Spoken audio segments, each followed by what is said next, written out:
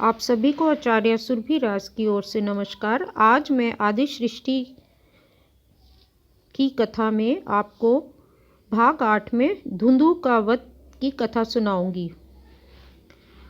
जनमेजय को ऋषि ने आगे कथा सुनाई।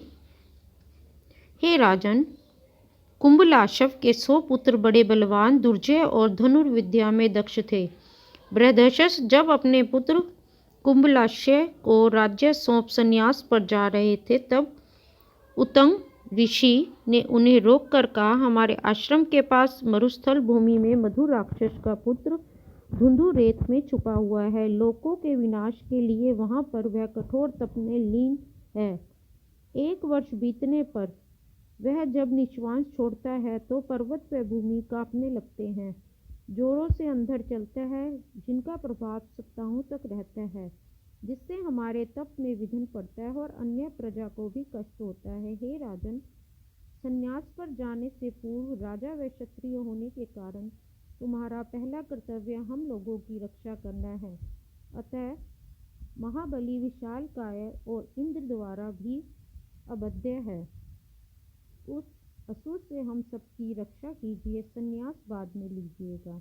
हे जनमेजय, तब बृहदर्षस ने उत्तंग ऋषि से कहा, हे महर्षि, आपका कहना उचित है, किंतु मैं संन्यास धारण करने का निश्चय कर शस्त्र त्याग चुका हूँ, अतः पुनः शस्त्र उठा नहीं सकता। परंतु आप चिंता न करें, मेरा पुत्र कुवलाशव इस कार्य को करेगा। हे राजन, तब कुवलाशव पिता की आज्ञा मान हर्ष व उत्साह पूर्वक धुंधु असुर के वध को चला गया। महातेजस्वी धुंधु को विष्णु तेज से ही मारा जा सकता था, क्योंकि उसे वर प्राप्त था।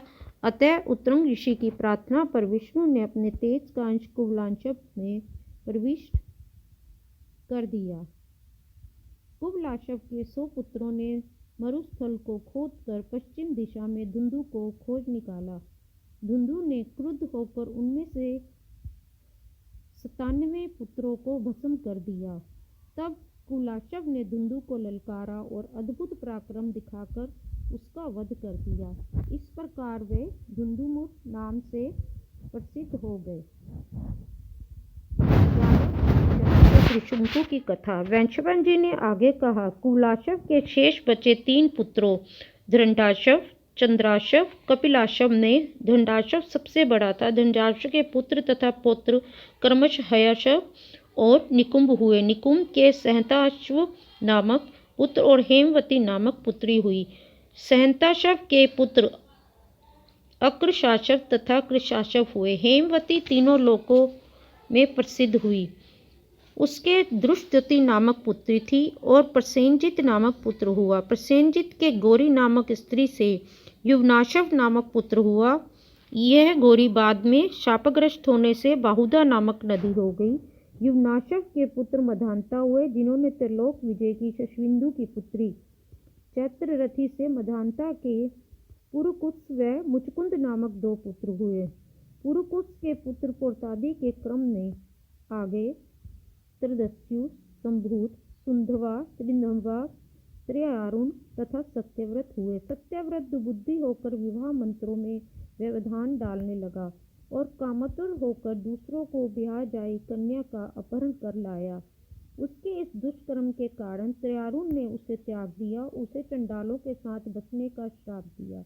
अतः सत्यव्रत चंडालों के साथ रहने लगा। त्रयारुण ने संन्यास ले लिया। सत्यव्रत द्वारा हुए अधर्म के कारण इंद्र ने 12 वर्षों तक उनके राज्य पर वर्षा नहीं की।